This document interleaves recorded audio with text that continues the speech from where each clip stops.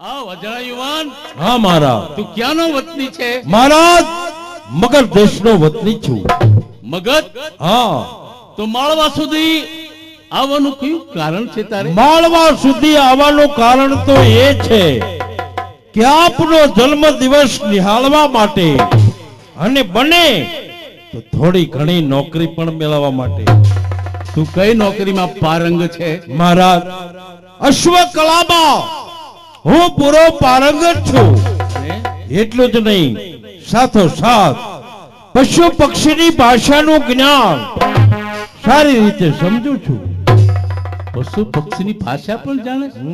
અશોપાલ, પશુ પક્ષી જે બોલતા હોય ને હા, હા. એની ભાષા મારે શીખવી છે અને મારા જીવનનો એક પ્રિય શોખ છે. પણ મહારાજ પશુ પક્ષીની ભાષાનું જ્ઞાન આપને શીખવું હોય તો એકાંતમાં રહેવું પડે. પણ એકાંતમાં આમ કેટલો સમય વિતાવવો પડે? અને એ પણ 8 દિવસ.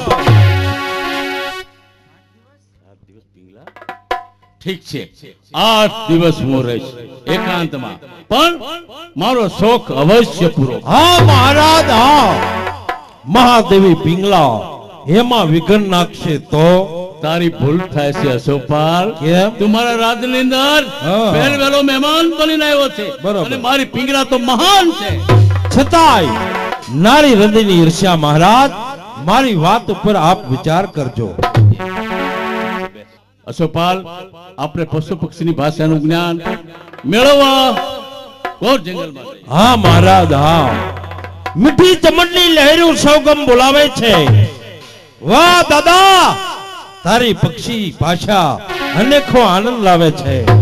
અશોકપાલ, ઝૂલે છે તરવર ડાળીઓ. વાહ પંખી, તારી ભાષા કેટલો મીઠો આનંદ લાવે છે. એ અશોકપાલ, આપણે તો ઘોર જંગલમાં આવી ગયા, તું આમ એકલો કેની સાથે વાત કરે છે? આમ મને સમજાણું નહીં. મહારાજ સામે નજર કરો, સામે આપણે શું દેખાય છે? સામે મને એક મોટું વૃક્ષ દેખાય છે.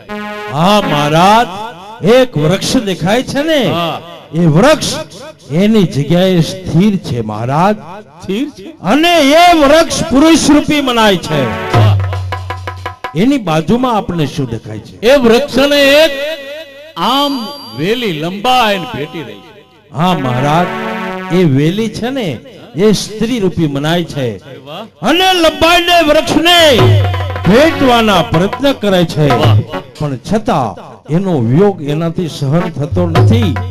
છતાં મહારાજ એને ભેટવાના પ્રયત્ન કરે. શા માટે? એના શુદ્ધ હૃદયનો પ્રેમ મહારાજ, શુદ્ધ હૃદયનો પ્રેમ. સાગરી આંખો સે ભયો ઓ હા મહારાજ. છુપે ના લગા ચાહે જગોરી ચંદ્ર ને વાહ. અરે હો ચંદ્ર ધરે અંધકાર. જુઓ મહારાજ, કોઈ વટે માર્ગો કાવ્યો બોલી રહ્યું છે. સાગર આખો છે ભર્યો, તરસ छिपे ના લગા, ચાહે ચકોરી ચંદ્ર ને, જેમ ચંદ્ર ધરે અંધકાર. મહારાજ, ચકોરી નામનું એક પક્ષી હોય છે. ચંદ્રમાં હામું મીટ માંડી અને જોયા કરે.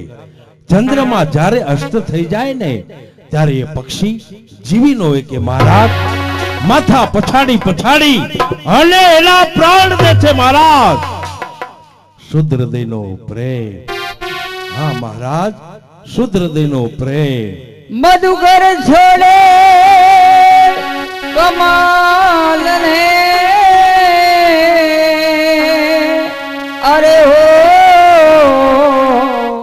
કમલ ખીલે કરમાં પ્રેમી પૂછે કોઈ પ્રેમીને વાહ. અરે હો ત્યાં નીતિ ત્યાં ન્યાય. જીઓ મહારાજ બીજા કાવ્યમાં શું કે છે?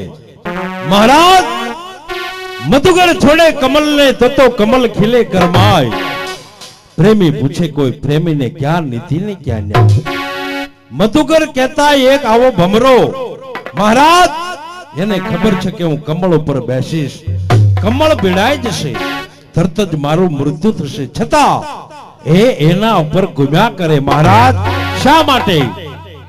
એના શુદ્ધ હૃદયનો પ્રેમ. મહારાજ એના શુદ્ધ હૃદયનો પ્રેમ.